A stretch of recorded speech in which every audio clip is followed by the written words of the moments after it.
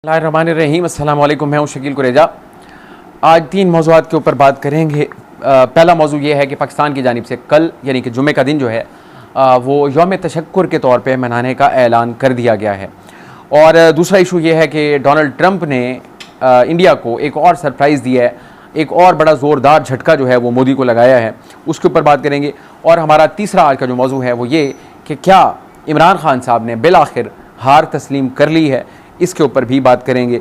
सबसे पहले यौम तशक्कुर, पाकिस्तान इसमें हक बजानिब है कि वो अपनी इस फतह का जश्न मनाए और कल पूरी कौम जो है वो सरबसजूद होगी अल्लाह तबारक व तआला के सामने कि अल्लाह ताला ने इस मुश्किल सूरत हाल से हमें निकाला भी और हमें सुरखरू भी किया।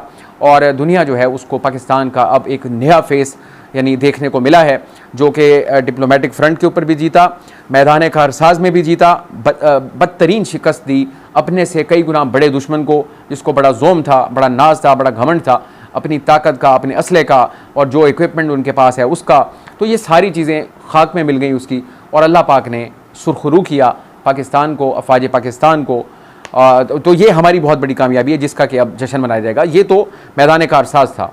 डिप्लोमेटिक फ्रंट के ऊपर हमें कामयाबियाँ मिली। अब दुनिया आलमी बरादरी जो है वो हमारी बात को ज़्यादा सुन रही है बनिस्बत इंडिया की बात के। ये हमारी बहुत बड़ी फतह है। फिर इंफॉर्मेशन के मैदान में अगर आ जाएँ तो वहाँ पर भी बावजूद इसके कि हम 25 करोड़ हैं, इंडिया 140 करोड़ का मुल्क है और वहाँ यानी कि बहुत ज़्यादा तादाद है जो कि प्रोपेगेंडा भी कर रहे हैं, झूठ भी बोल रहे हैं। उनका झूठ जो है वो पूरी दुनिया के सामने आश्कार हो चुका और हमारा सच जो है वो डंके की चोट पे हम दुनिया को बता रहे हैं और दुनिया उसको अब कबूल भी कर रही है। आज सेनेट के अंदर इसी यानी मामले के ऊपर जो हमारे डिप्टी प्राइम मिनिस्टर हैं उन्होंने एक बड़ी तफसील जो है वो बयान की। 22 अप्रैल से लेके ऑनवर्ड्स जो कुछ जैसे जैसे हुआ उसके ऊपर पूरी कौम को एतमाद में लिया, ईवान को एतमाद में लिया। एक बड़ी इंपॉर्टेंट बात उन्होंने वहाँ पे की और वो बात ये थी कि उनको जब पहलगाम इंसिडेंट हो गया तो उस वक्त P5 ममालिक में से यानी एक मुल्क की कॉल आई, उन्होंने नाम नहीं लिया और उन्होंने जो गुफ्तगू की तो उनको हमारे इसहाक डार साहब ने ये कहा कि आप अपने तौर पे तहकीकात करवा के देख लें कि पहलगाम इंसिडेंट में क्या पाकिस्तान का कोई रोल है।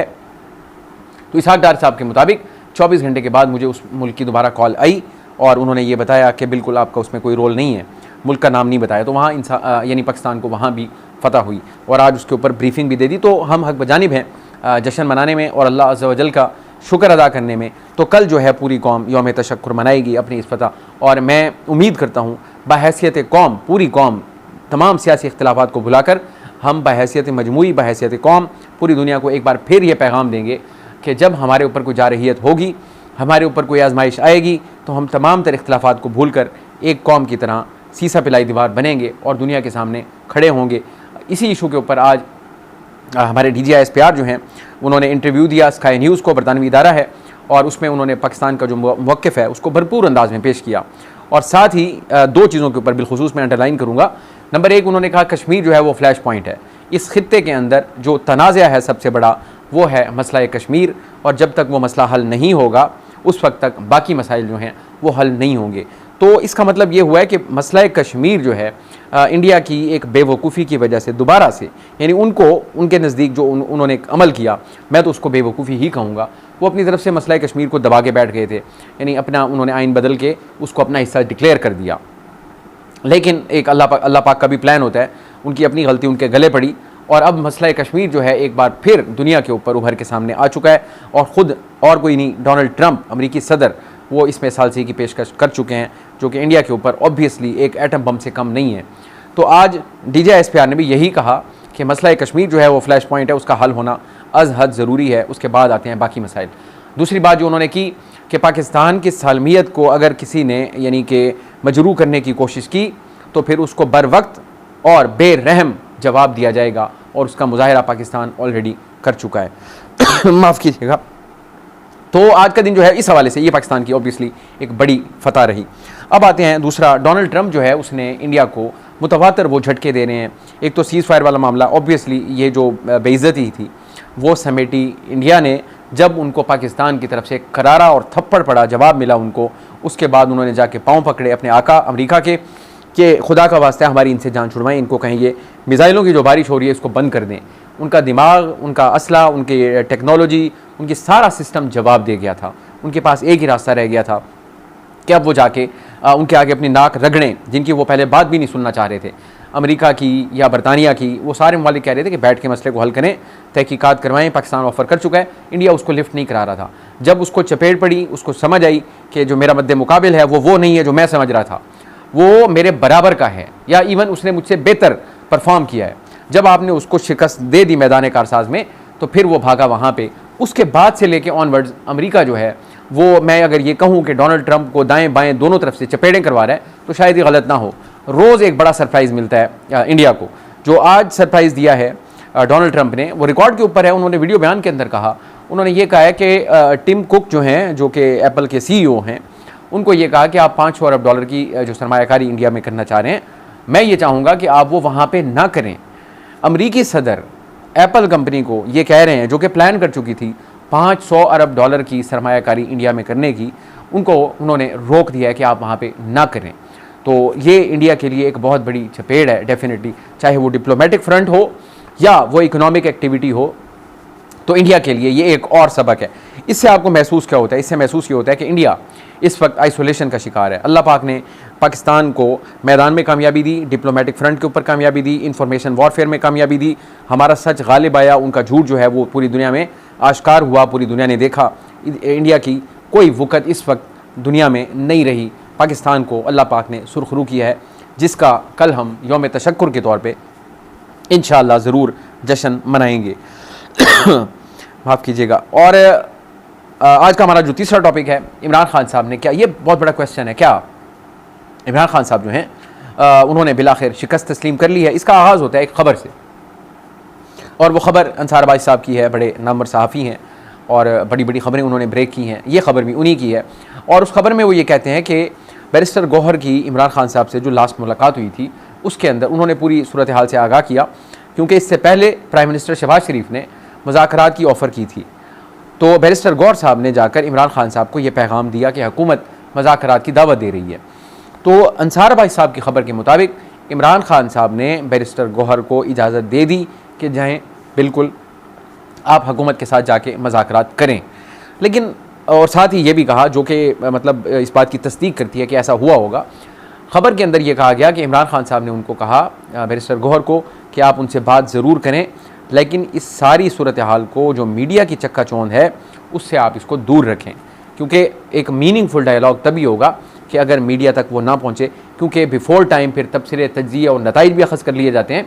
तो ये बात जो है इंडिकेट करती है कि शायद इमरान खान साहब ने मुमकिन तौर पर ऐसा कहा हो। बहरहाल अंसार भाई साहब जो हैं वो अपनी ख़बर पे कायम है। और आज के दिन बैरिस्टर गौहर साहब ने अलबत्ता इस चीज़ की तरदीद इस लिहाज से की, उन्होंने कहा जी किसी किस्म की हुकूमत के साथ डील की जो ख़बरें हैं, डील की, मुज़ाकरात की बात नहीं की, उन्होंने कहा डील की ख़बरों को हम मुस्तरद करते हैं।